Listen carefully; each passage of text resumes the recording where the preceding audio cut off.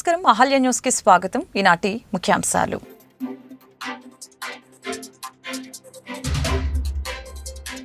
Davos లో CM Chandrababu రెండో రోజు వరుస భేటీలు. వరల్డ్ ఎకనామిక్ ఫోరం సదస్సు కోసం దావోస్ వెళ్లిన సీఎం రెండో రోజు ప్రపంచ దిగ్గజ కంపెనీల అధిపతులతో ముఖ్యమంత్రి వరుస సమావేశాలు.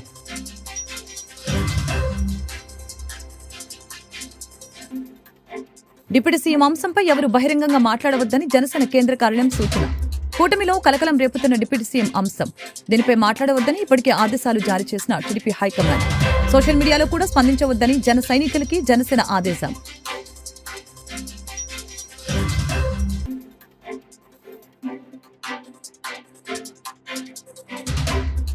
బీజేపీ పార్టీ నిర్వహించే అన్ని ఎన్నికలు ప్రజాస్వామ్య పద్ధతిలోనే నిర్వహిస్తామని ఏపీ బీజేపీ అధ్యక్షురాలు దగ్గుపాటి పురంధేశ్వరి వెల్లడి. ఎన్టీఆర్ జిల్లా బీజేపీ అధ్యక్షుడి ఎన్నిక కూడా అదే పద్ధతిలో నిర్వహించామని వ్యాఖ్య.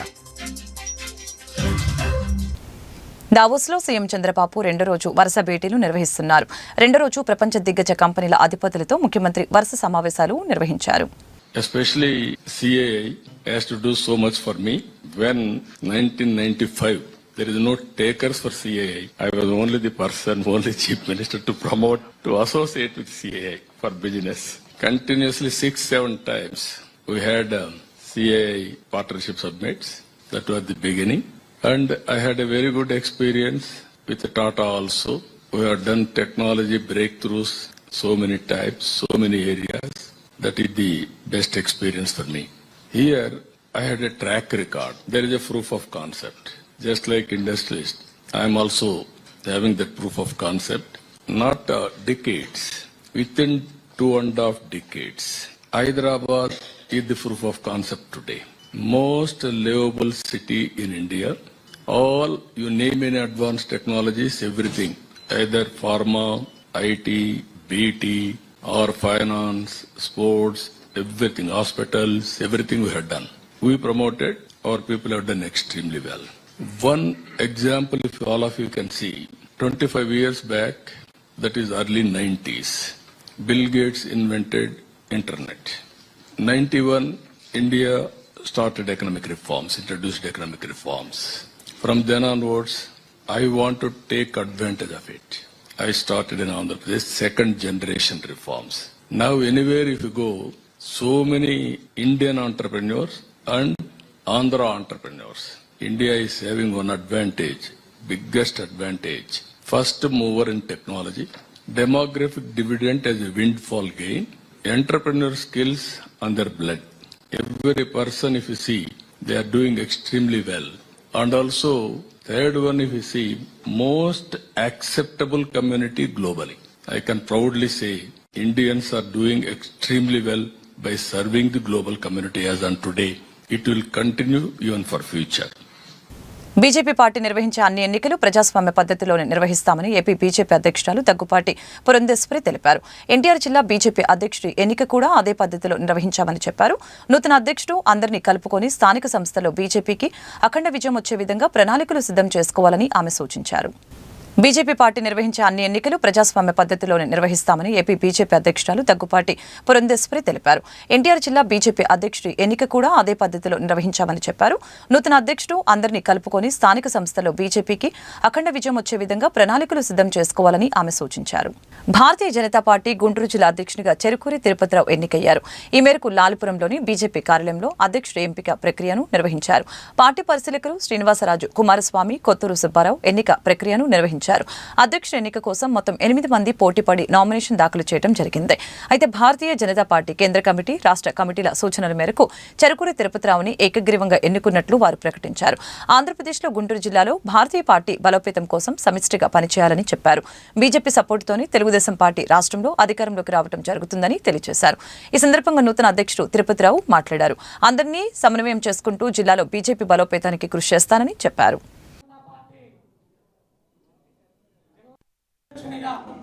నా నియామకానికి సహకరించినటువంటి రాష్ట్ర అధ్యక్షురాలు శ్రీ దగ్గుపాటి పురంధేశ్వరి గారికి, సంఘటనా మంత్రి శ్రీ మధుకర్జీ గారికి, అలాగే ఈ యొక్క జిల్లాలో ఉన్నటువంటి ప్రతి ఒక్క కార్యకర్త బంధువులందరికీ పేరు పేరున ధన్యవాదాలు తెలియజేస్తూ, అలాగే గత 4 నెలలుగా మనం పడినటువంటి కష్టాన్ని ప్రతి ఒక్క కార్యకర్త గ్రామానికి వెళ్ళి సభ్యత్వం చేయడం జరిగింది. అందరూ కూడా ఎంతో కష్టపడి ఈ యొక్క జిల్లాని ఎలిజిబిలిటీ తేవడానికి ఎంతో సహకరించారు. వారందరికీ పేరు పేరున ధన్యవాదాలు తెలియజేసుకుంటూ, అలాగే ఈ యొక్క కార్యక్రమాన్ని నిర్వహించడానికి వచ్చేసినటువంటి శ్రీ ఉప్పలపాటి శ్రీనివాసరాజు గారికి, అలాగే చిగురుపాటి కుమారస్వామి గారికి, అలాగే ఈ యొక్క కార్యక్రమానికి అధ్యక్షత వహిస్తున్నటువంటి కొత్తూరు వెంకటసుబ్బారావు గారికి, అలాగే జిల్లా ఏఆర్ఓలు నేరెళ్ల మాధవరావు గారికి, అలాగే టీగోర కృష్ణారెడ్డి గారికి, వేదిక మీద ఉన్నటువంటి మాజీ మంత్రివర్యులు మా తల్లితో సమానమైనటువంటి శ్రీ చనక్కాల అరుణ గారికి, అలాగే మరో మాతృమూర్తి శ్రీ ఎడ్లపాటి స్వరూపారాణి గారికి, అలాగే వేదిక ముందున్న నేను అధ్యక్షుడిగా బాధ్యతలు నాకు పెద్ద బాధ్యత పెట్టారు. ఈ యొక్క కార్యకర్తలు ఎవరికి ఎటువంటి ఇబ్బంది లేకుండా అందరినీ కలుపుకొని అందరినీ సమన్వయం చేసుకుంటూ ఈ జిల్లాలో రేపు జరగబోయే స్థానిక సంస్థల ఎన్నికల్లో కానీ జరగబోయే మున్సిపల్ కార్పొరేషన్ ఎలక్షన్లో కానీ ప్రతి ఒక్క కార్యకర్త పనిచేసి, అలాగే కార్పొరేషన్లు అయితే కార్పొరేటర్లుగా, అలాగే గ్రామాల్లో అయితే సర్పంచులుగా, జెడ్పీటీసీలుగా, ఎంపీటీసీలుగా అందరం కూడా మన కూటమి ప్రభుత్వం ఉంది కాబట్టి మన యొక్క బలాన్ని సూచించి మనం ప్రతి ఒక్క కార్యకర్త కష్టపడతారని చెప్పి, అలాగే మనం ఎంతైతే కష్టపడతామో అంత బలం ఉంటుంది మనకి. మనం ఎప్పుడైనా సరే ఒక యూనిట్గా వెళ్ళినప్పుడు మాత్రమే అవతల పార్టీ వాళ్ళు కూడా మన కూటమిలో ఉండే టీడీపీ కావచ్చు, జనసేన కావచ్చు, వాళ్ళు గుర్తిస్తారు మనల్ని. మనం ఏ కార్యక్రమం చేసినా కానీ ఒక యూనిట్గా అందరినీ కలుపుకొని పనిచేస్తామని చెప్పి అందరికీ పేరు పేరున ధన్యవాదాలు తెలియజేస్తూ, నాకు ఈ అవకాశం ఇచ్చినందుకు ధన్యవాదాలు తెలియజేస్తూ ముగిస్తున్నాను. పొన్నూరులో లాయర్ ప్రకాష్పై దాడి జరగటాన్ని వ్యతిరేకిస్తున్న జిల్లా కోర్టు వద్ద న్యాయవాదులు చేపట్టిన రిలే దీక్షలు 11 రోజుకు చేరాయి. ఈ మేరకు మంగళవారం నాటి రిలే దీక్షలకి కాంగ్రెస్ పార్టీ సంఘీభావం తెలిపింది. డీసీసీ అధ్యక్షుడు చిలకా విజయ్ కుమార్ ముఖ్య అతిథిగా హాజరై దీక్షల్ని ప్రారంభించారు. బాధితుల తరపున మాట్లాడటానికి వచ్చిన బాధ్యత కలిగిన ఒక న్యాయవాదిని అమానుషంగా దాడి చేయడం ఏమిటో మాకు అర్థం కావడం లేదు.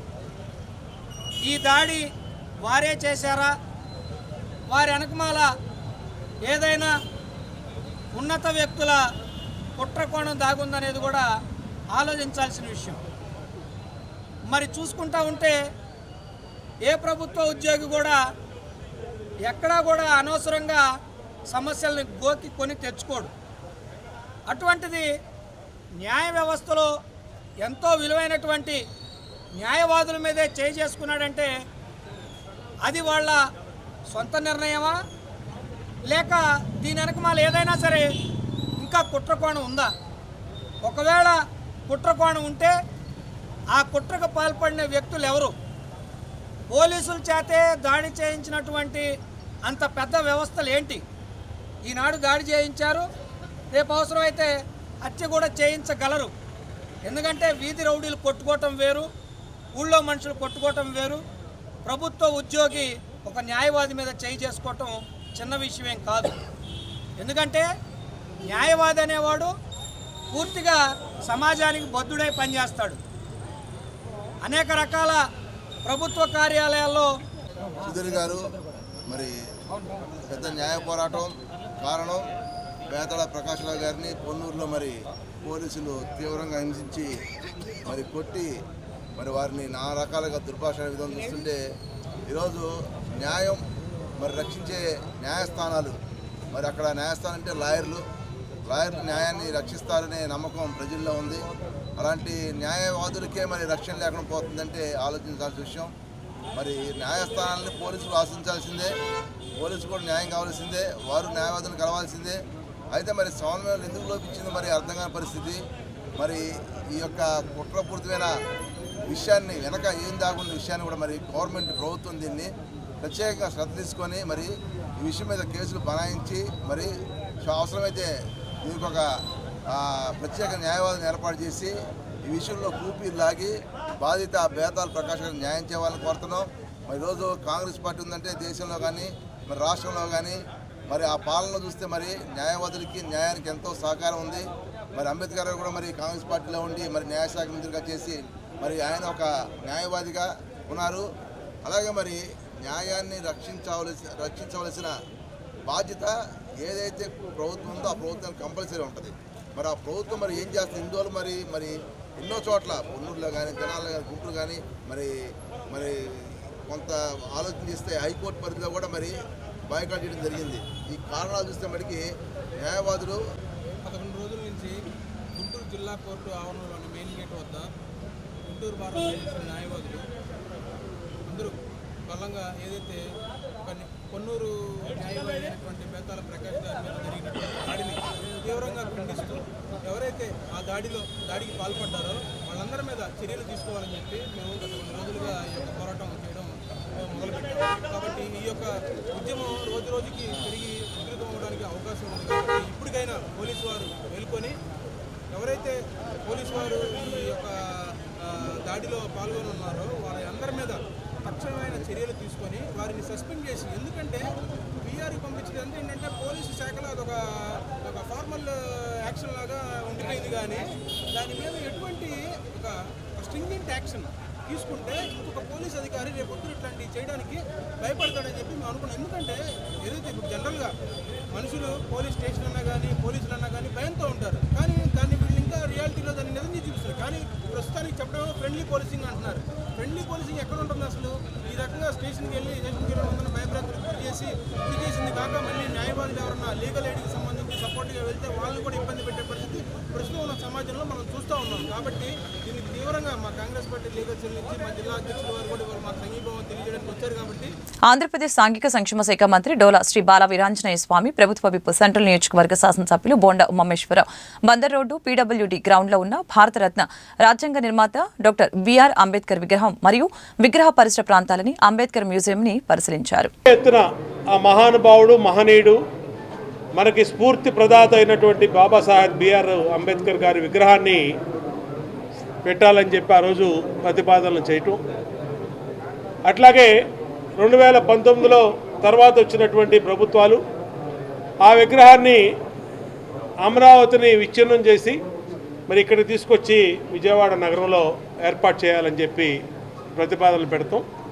దీంట్లో అనేకమైనటువంటి ఎలిగేషన్స్ అప్పుడు బిఆర్ అంబేద్కర్ గారి విగ్రహాన్ని కూడా వదలకుండా అవినీతి జరిగిందని చెప్పి ఆ రోజు మరి అంబేద్కర్ అభిమానులు కానీ అంబేద్కర్ భావజాలం గల వాళ్ళు కానీ అనేక రకాలుగా మీడియాలో వార్తలు వచ్చినాయి. తర్వాత ఈ ప్రభుత్వం వచ్చినాక మహనీయుని విగ్రహాన్ని ఈ స్మృతివనాన్ని అద్భుత రీతిలో తీర్చిదిద్దడానికి చంద్రబాబు నాయుడు గారి ప్రభుత్వం, కూటమి ప్రభుత్వం సంసిద్ధత వ్యక్తం చేయటమే కాకుండా ఇవాళ గౌరవ మంత్రివర్యులు మరి బాలా వీరాంజనేయ స్వామి గారిని ఇక్కడికి పంపించి పూర్తిగా స్టడీ చేసి దీని మీద ఒక స్పెషల్ రివ్యూను కూడా పెట్టి ఏమేమి పనులు ఇంకా కొరవున్నాయి, బ్యాలెన్స్ వర్కులు ఏమేమి ఉన్నాయి, దీన్ని ఏ విధంగా భవిష్యత్ తరాలకి మెరుగైనటువంటి స్థితిలో ఇవ్వాలనేది అధికారులతో కలిపి ఇవాళ సోషల్ వెల్ఫేర్ డిపార్ట్మెంట్ డైరెక్టర్ గారు కానీ అధికారులు కానీ అందరూ కూడా ఇచ్చేయడం జరిగింది. మున్సిపల్ కార్పొరేషన్ అధికారులు అందరినీ కూడా త్వరలోనే ఒక సమీక్ష ఏర్పాటు చేసి ఆ సమీక్షలో ఇప్పుడున్నటువంటి స్థితిగతులు ఏంటి, దీన్ని ఇంకా మెరుగైనటువంటి పరిస్థితులు ఏ విధంగా తీసుకెళ్లాలని మొత్తం స్టడీ చేసి ముఖ్యమంత్రి గారి ముందు పెట్టి దీన్ని అద్భుతమైనటువంటి రీతిలో చేయాలనేదే ఈ ప్రభుత్వం యొక్క ఆకాంక్ష. దాంట్లో భాగంగానే వాళ్ళ ఇచ్చేసినటువంటి మా నియోజకవర్గానికి ఇచ్చేసిన మంత్రి గారికి ధన్యవాదాలు, అధికారులు కూడా ధన్యవాదాలు తెలియజేస్తా ఉన్నాం. ఈ ప్రాజెక్ట్ని త్వరితగతిన పూర్తి చేసి పూర్తి స్థాయిలో ప్రజలకు అందుబాటులో తెమ్మని కూడా మంత్రివర్యుల్ని రిక్వెస్ట్ చేస్తాం. అందరికీ నమస్కారం అండి. మీ అందరికీ తెలిసిన విషయమే, భారతరత్న డాక్టర్ బిఆర్ అంబేద్కర్ గారి 125వ జన్మదిన సందర్భంగా ఆ రోజు ఉమ్మడి రాష్ట్రాల్లో హైదరాబాద్లో ఉన్నటువంటి అసెంబ్లీలో మా నాయకుడు మన ప్రీతం ముఖ్యమంత్రి చంద్రబాబు నాయుడు గారు ప్రకటన చేయటం, భారతదేశంలోనే మొట్టమొదటిసారిగా ఈ ఆంధ్రప్రదేశ్లో ఈ విగ్రహాన్ని మేము ఏర్పాటు చేస్తామని ప్రకటించినటువంటి వ్యక్తి మన చంద్రబాబు నాయుడు గారు, మన ముఖ్యమంత్రి. దానికి కంటిన్యూషన్గా అమరావతిలో భూమిని కేటాయింపు చేసి నిధులు కేటాయించి పనులు మొదలుపెట్టడం జరిగింది. తర్వాత మా ప్రభుత్వం ఎన్నికల తర్వాత కొత్త ప్రభుత్వం రావడం జరిగింది.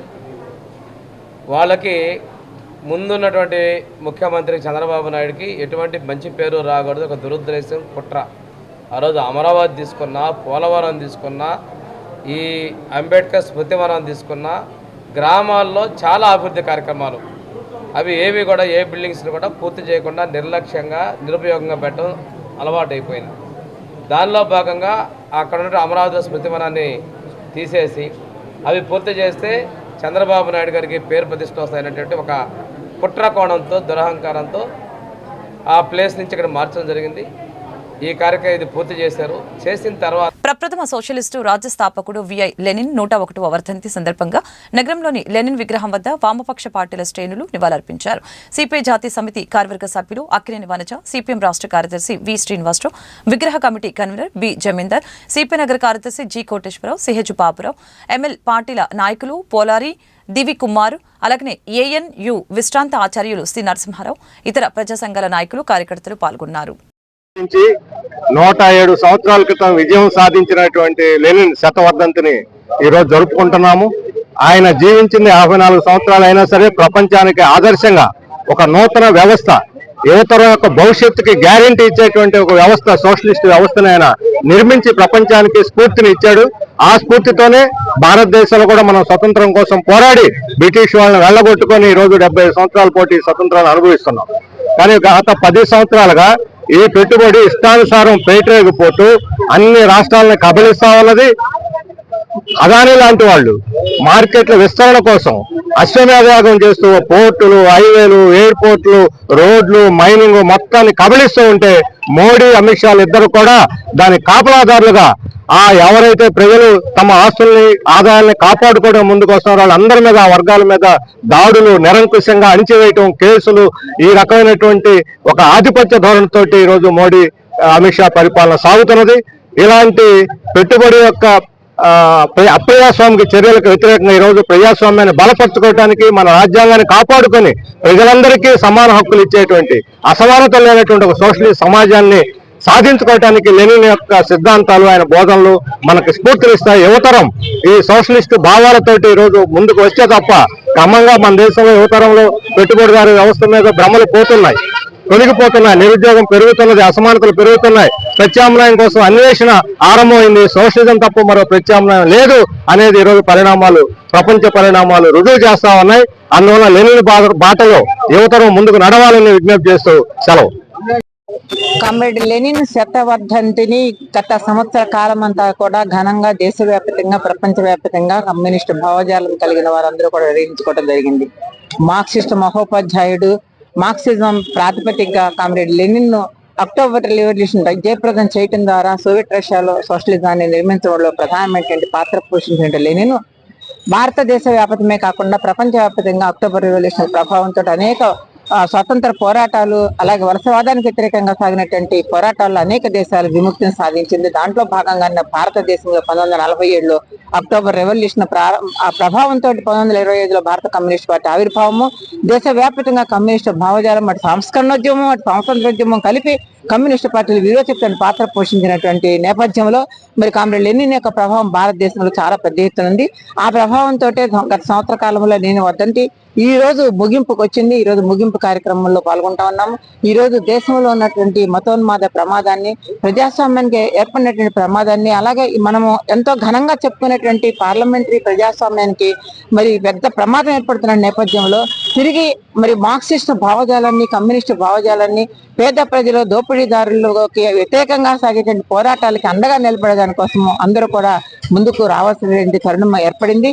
ఈ రోజున ఉన్నటువంటి మరి అటు రాజ్యాంగాన్ని పరిరక్షించుకోవాలన్నా, ఈ రకమైనటువంటి దోపిడీ శక్తుల్ని, మతవాద శక్తుల్ని నివారించాలన్నా కూడాను వామపక్ష భావజాలం పెరగాల్సిన అవసరం ఉంది. ఇది మనం చూస్తా ఉన్నాము. అమిత్ షా లాంటి వాడు హోంమంత్రి పార్లమెంట్ లో ఏ రకమైన వ్యాఖ్యానాలు చేస్తా ఉన్నాడు. మరి రాజ్యాంగ నిర్మాత అంబేద్కర్ ని ఆ రకమైనటువంటి కించపరిచే విధంగా మాట్లాడుతున్నప్పుడు మరి ఇంకా ఈ దేశాన్ని రక్షించవలసినటువంటి పాలక పక్షాలు ఆ రకంగా మాట్లాడుతున్న నేపథ్యంలో ఖచ్చితంగా భారతదేశ పౌరులే ఈ దేశాన్ని రక్షించుకోవాల్సిన బాధ్యత ఉంది.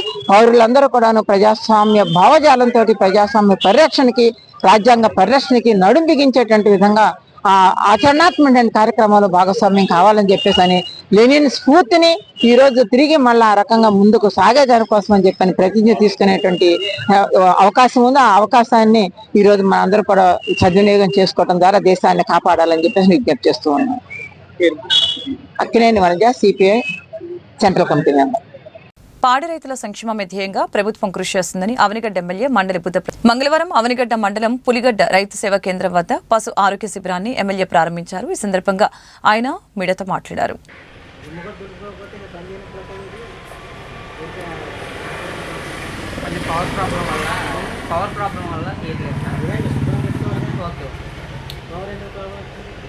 అది టేబుల్స్ ప్రాబ్లమ్ ఉందని చెప్పి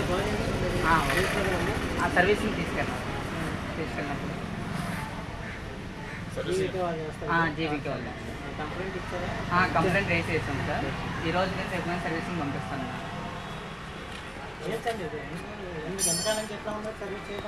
4 days 5 days అవుతుంది అంతే సార్. కంప్లైంట్ రేస్ చేసాం అంటే మనకి యానిమల్ ఎవరైతే అడిగినారో అప్పుడే దింపుతుంది సార్. మనం యానిమల్ అడగకుండా లాంగ్ లేకుండా మనం దీన్ని దింపుతో పని చేస్తాం. అంటే షిప్పింగ్ టైం గన్నవరం అలా తీసుకెళ్ళాలనుకుంటే మనం దీన్ని దింపుతాం సార్. మేజర్ అన్నీ ఇక్కడ చేస్తాం.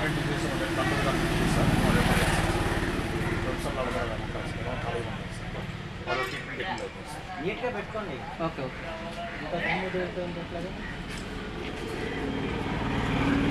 జాతీయ వైద్య కళాకారుల సంఘం జాతీయ అధ్యక్షులు చిన్నారావు మాట్లాడుతూ గత 25 ఏళ్ల నుంచి 5 రాష్ట్రాల్లో మన జాతీయ సంఘం కళాకారుల పట్ల చాలా కృషి చేస్తుంది. కళాకారుల ఘోష సదాక బాధల్ని ఏ ప్రభుత్వం కూడా వింటుందో ఆ ప్రభుత్వం వద్దకు తీసుకువెళ్తాం. అటు తమిళనాడులో కూడా 1,05,000 ఇన్స్ట్రుమెంట్స్లని పంచడం జరిగింది. కళల్ని ఎవరు బ్రతికించగలరో వారిని ముందుకు అధ్యక్షురాలుగా నియమిస్తూ ఈ రోజు జాతీయ స్థాయిలో ఏవైతే సంగీత వాయిద్య కళాకారులకు ఉన్న సమస్యలో ఆ సమస్యలు కూడా రాష్ట్రంలో అనేకంగా ఉన్నాయని మేము భావిస్తున్నాం. వాటన్నిటి పరిష్కారం కోసం మరి రాష్ట్ర వ్యాప్తంగా కళాకారులందరినీ ఏకం చేసి మేము ప్రత్యేకమైనటువంటి క్యాంపెయిన్ చేయాలనేటటువంటి ఉద్దేశంతో ఈ కార్యక్రమాన్ని నిర్వహించడం జరుగుతుంది. ఈ కార్యక్రమంలో మరి ఈ కళాకారులకు ఉన్నటువంటి సమస్యలన్నీ కూడా ప్రజెంట్ గా ఉన్నటువంటి ప్రభుత్వం దృష్టికి తీసుకెళ్తాం. గతంలో మరి ఇప్పుడున్నటువంటి ముఖ్యమంత్రి చంద్రబాబు నాయుడు గారే 50 సంవత్సరాలు అయిపోయిన తర్వాత కళాకారులకు పెన్షన్ ఇవ్వాలని చెప్పేసి నిర్ణయించారు. అది నేటికి అమల్లో ఉందని మేము అనుకుంటున్నాం. కానీ చాలా మంది కళాకారులకు ఆ పెన్షన్ రావటం లేదు. అది ప్రత్యేక డ్రైవ్ చేసి ఆ 50 సంవత్సరాలు నిన్నటువంటి కళాకారులందరికీ పెన్షన్ మళ్ళా పునరుద్ధరించాలని ముఖ్యమంత్రి గారిని మేము డిమాండ్ చేస్తున్నాం.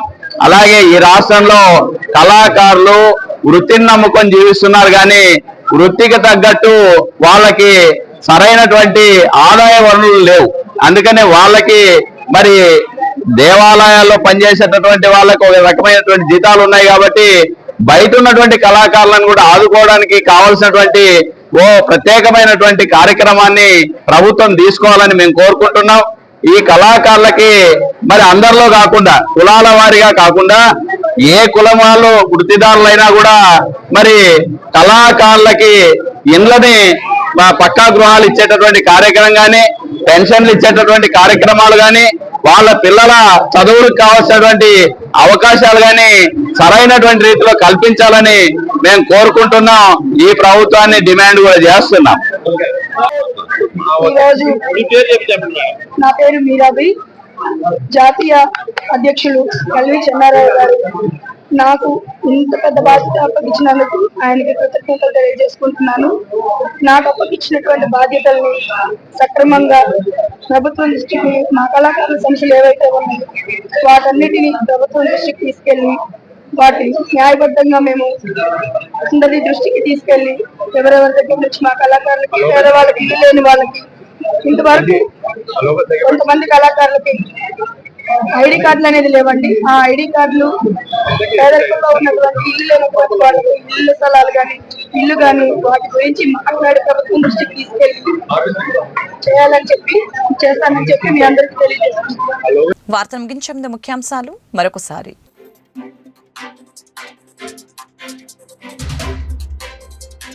దావోస్ లో సీఎం చంద్రబాబు రెండో రోజు వరుస భేటీలు. వరల్డ్ ఎకనామిక్ ఫోరం సదస్సు కోసం దావోస్ వెళ్లిన సీఎం రెండో రోజు ప్రపంచ దిగ్గజ కంపెనీల అధిపతులతో ముఖ్యమంత్రి వరుస సమావేశాలు.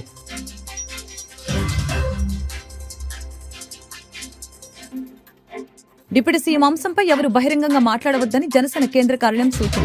కూటమిలో కలకలం రేపుతున్న డిప్యూటీ సీఎం అంశం. దీనిపై మాట్లాడవద్దని ఇప్పటికే ఆదేశాలు జారీ చేసిన టీడీపీ హైకమాండ్.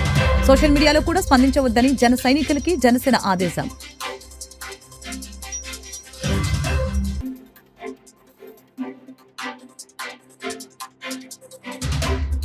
బీజేపీ పార్టీ నిర్వహించే అన్ని ఎన్నికలు ప్రజాస్వామ్య పద్ధతిలోనే నిర్వహిస్తామని ఏపీ బీజేపీ అధ్యక్షురాలు దగ్గుపాటి పురంధేశ్వరి వెల్లడి.